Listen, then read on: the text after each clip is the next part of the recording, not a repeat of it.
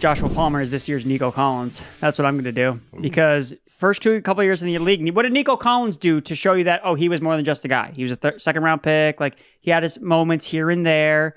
And that's what Josh Palmer has done 3 years in the league. Like, the thing with Palmer is, the reason I can't seem to quit him is because every time he got the opportunity, when either Keenan Allen or Mike Williams missed games, he stepped up. He produced. Like, and that's not a given. Like, we see receivers get full-time roles all the time and totally flame out. And he was behind, like, two really strong receivers. So, again, is anyone expecting a third-round pick to, like, he didn't beat out Keenan Allen or Mike Williams? Like, most guys won't. Like, those are good receivers. And what do? They moved on from both those guys. And Joshua Palmer has the most chemistry with any receiver on the Chargers, any pass catcher on the Chargers with Justin Herbert, who we have seen fuel fantasy wide receiver ones.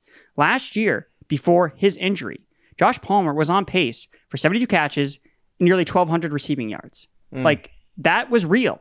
He could have broke out last year had he not suffered a knee injury. Like, it was going to happen. Like, he's had games with over 100 yards, like, the last 2 seasons, because guys have missed time, and he's been able to fill in, either playing in the slot, either playing outside. So, for me, Josh Palmer, for the most of his career, he's really been a jack. Like, that's really what he's been. But he has a primed opportunity for him to step up and be the number one receiver on the Chargers offense. Like, what if Ladd McConkey's just not good? Like, he's a rookie, right? How dare you? How dare you say those kind of words to me on this show? It's totally possible. Like, he could just not be that good. And when you look at Ladd McConkey, right, the reports at OTAs, he's going to be their starting slot receiver. Okay, great. So what does that mean when they do 2 tight end sets that Harbaugh absolutely loves, that Greg Roman loves?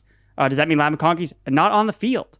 In 12 personnel, you get 2 outside receivers. Ladd McConkey, that I'll give you for sure. And I agree with. And again, you look at Josh Palmer. What is his build? 6'1", 215, red zone guy. Like, at Tennessee, right? This is going back to his college days. He was an end zone monster. Like, he got a ton of end zone targets. And obviously he hasn't gotten that the last 2 years because of Mike Williams and Keenan Allen.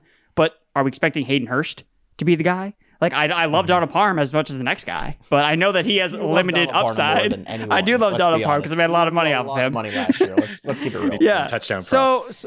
So when I go back to, like, comparing the 2022 Nico Collins season, where he had his moments and some of the metrics look pretty good for him, what do? They got rid of Brandon Cooks. They moved on from a veteran. That's what the Chargers have done. They moved on from the veterans. They're ready for their younger Josh Palmer, not even 25 years old yet. They're looking for him to step up. Looking at ESPN wide receiver analytics, right? 2022 Nico Collins, 55 grade. Same as Josh Palmer in 2023. Yards per route run, 2022 Nico Collins, 1.9. 1.9. Josh Palmer, yards per route run in 2023, right? Like, again, McConkey entered this conversation. How is that totally different from Tank Dell? He got drafted by the Texans last year. And what do you know? CJ Stroud was good enough to field 2 receivers. Is Justin Herbert good? Yes. Yeah, I think he is. So again, if this off, so that's my sell for Josh Palmer. You know what? It's pretty good. Now you're a good. He's also wide receiver 57. Well, that was going to also be pretty good. Wide receiver 57. McConkey's wide receiver 44. So you're telling me you're confident that Palmer's the better value of the two.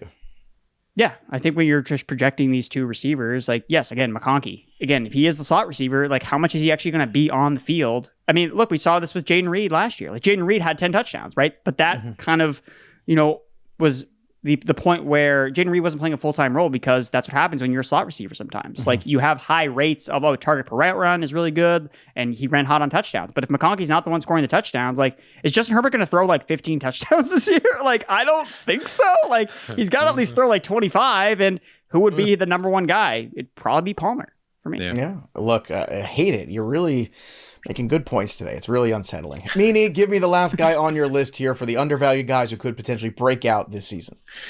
I actually have a breakout candidate here. I saved my one of my better ones for last. He's not. He ran the show. Old. He read the show sheet. Yeah, I read the show sheet.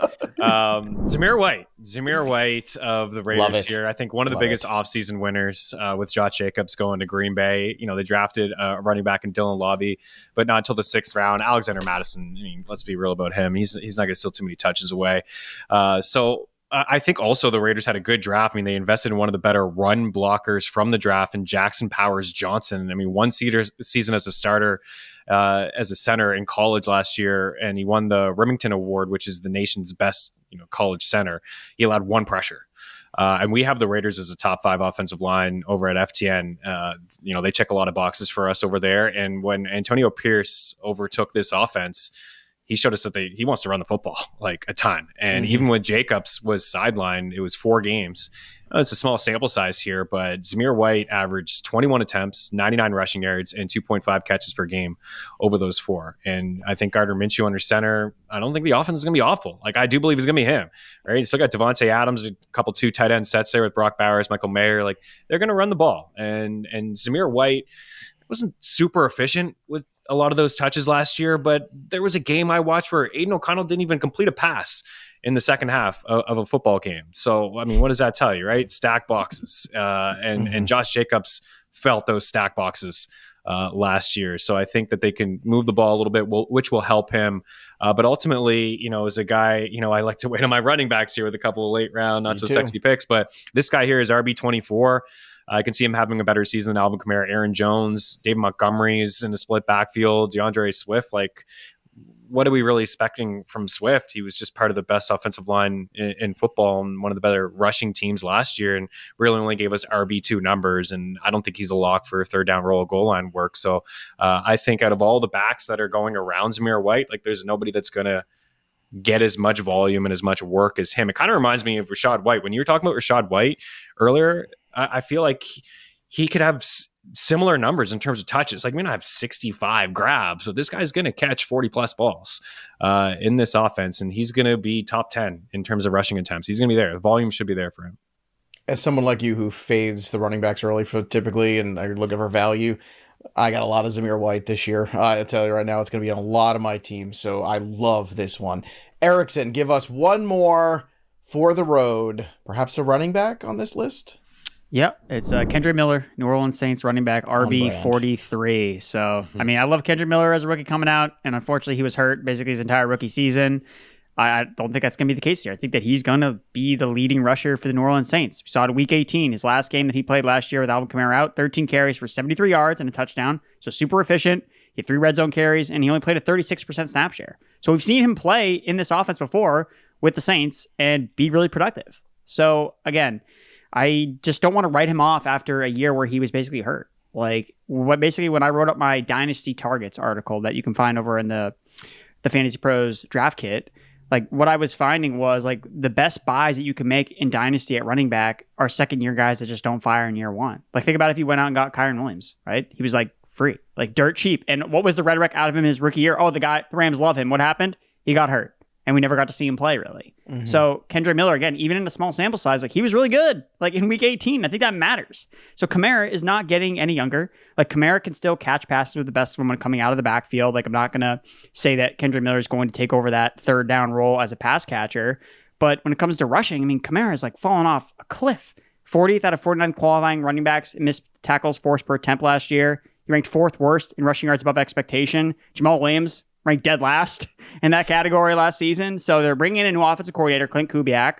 So if Clint Kubiak and his vision of, like, this outside zone, like Kubiak type of system, that could be Kendre Miller. Like, that could be the rushing attack that they really want to employ.